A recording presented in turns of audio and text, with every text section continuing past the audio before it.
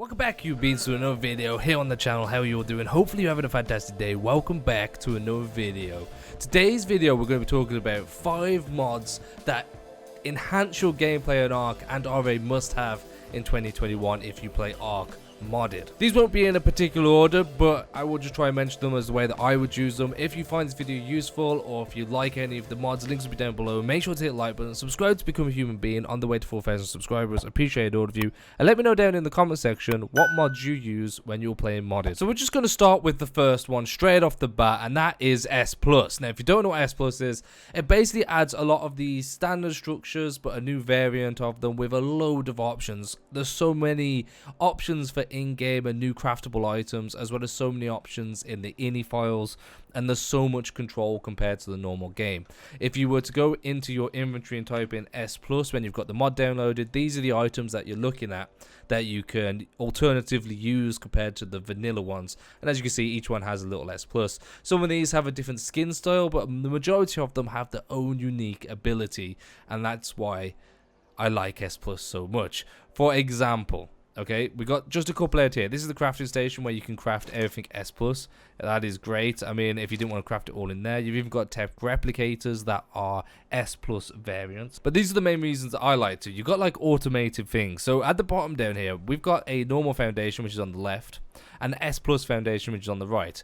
No real difference between that one and that one, apart from the texture's different, and with the S+ one, you have more options like variants. So for example, you can have the strength of a stone structure, but you can make it look thatch. So it's got the strength and the health of a stone, but you can make it look thatch and wood. So you could build a house and still have it looking aesthetically pleasing, but it actually is durable and usable. And for example, you can have settings in S+, so you don't need foundations, so you can build stuff in the sky without having foundation support. This is one of the main reasons why I like S+. Now, I could spend like 20 minutes talking about S+ features, but like I said, I just want to go quickly over this. Automated stuff, you got an S+ collector, you put some propellant in here for fuel, and it will collect the following items: a load of poops, eggs that are sterile, Argentina paste, pills, L pellets, and it will collect polymer for inventories, woods, rare flowers, and that is really useful for when you're offline. This one is a nanny. It will imprint dinos for you, and it is powered by honey. You've got the farmer, which will, if you put kale and soup in, it will collect fertilizer from dung beetles and then chuck it onto crops for you. And the gardener, which is powered by beer and will allow you to collect all your berries from your crops and keep it in its inventory at a more preserved rate. And then you have this workable beehive. You chuck rare flowers in, it produces bee honey over time.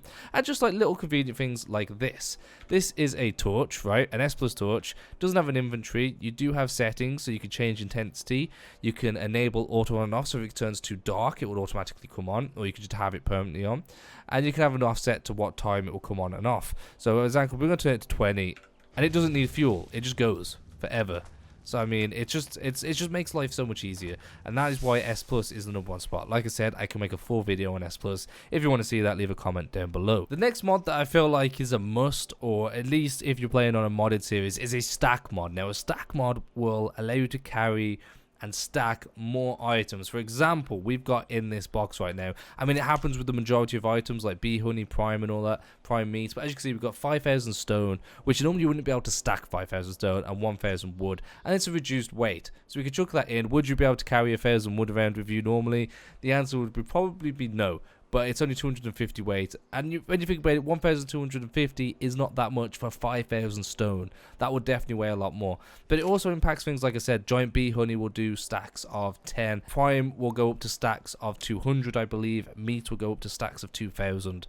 I mean, you have all these different types of stacks, and they will last longer. Obviously, spoiling time. Polymer will also have higher stacks. They weigh less, so you can carry them around. They stack, so you can have more. I mean, a stack mod is definitely guaranteed. This stack mod that on this demonstration is called Resource Stack 2.0. Highly recommend it. Been using it for years. The third mod that I believe is a must-have is a decorative mod. So, for example, this is Castle, Forges, and Keeps, and this right here adds a bunch of new styles of foundations and pieces, building pieces, just to make castles, you know, just to make old style medieval castles. You don't have to go for this one, But for example, if I was to type in keep, these are the crafting materials that you can go along with, and it just adds a whole load of variants. Now I also would recommend potentially going for the Eco's mods. Eco has a lot of game-changing mods, tree decorations, there's biome decoration, so you can have scorched earth, you can have extinction, there's a lot of flowers, trees,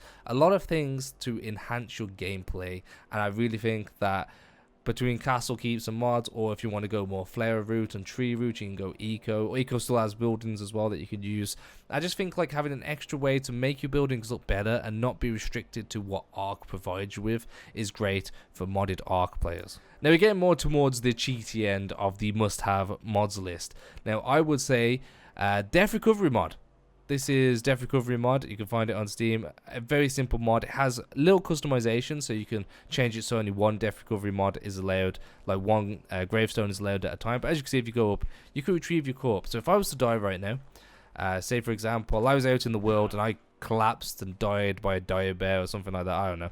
You come back over, you spawn out of your bed, you go up to one of these, you press E, and you retrieve your corpse. Now for example, we did have a bunch of stuff that was in a bag over here that I left, and now all that inventory is back in there, plus some inventory that I lost ages ago. Nice, I got my tech armor back. Blah, blah, blah, blah. There we go. As long as your bag hasn't disappeared in the world, you won't lose your stuff with the Death Recovery mod. I love this mod. I mean, I have it on my servers. It's a little bit cheaty because you don't have to go out to get your stuff, but this is modded Ark, and it's to make the game not just easier but time saving, which takes us on to the last mod that I would recommend for the five must-have mods. That is Awesome Teleporters. I love this mod. I haven't used it for a while because it is extremely cheaty and the room for taking the P is horrendously high. But basically this mod allows you to teleport anywhere on the map, wherever you put these little things. So for example, if you type in Awesome Teleporter mod, there's 3 items that come with this mod. You have the Awesome Teleporter. That's what you're looking at down there. That's what it costs. You got the Awesome Teleporter remote, which allows you to teleport. That's what that costs. And you have a dino tracker built in. Now, dino trackers are extremely important. You should probably get one of these. I feel like the costs are pretty fair for what they are, because you can't just get them off the bat. But basically, you chuck one of these down, and as you can see, you get a bunch of items. So if you've got a dino tracker, you can find dinos. And if you do that, obviously we've got no dino trackers out right now, but it will tell you the location and coordinates of your dino. You do have a retrieve corpse feature in this one if you didn't want the Death Recovery, but it's a little bit flaky. It doesn't always work.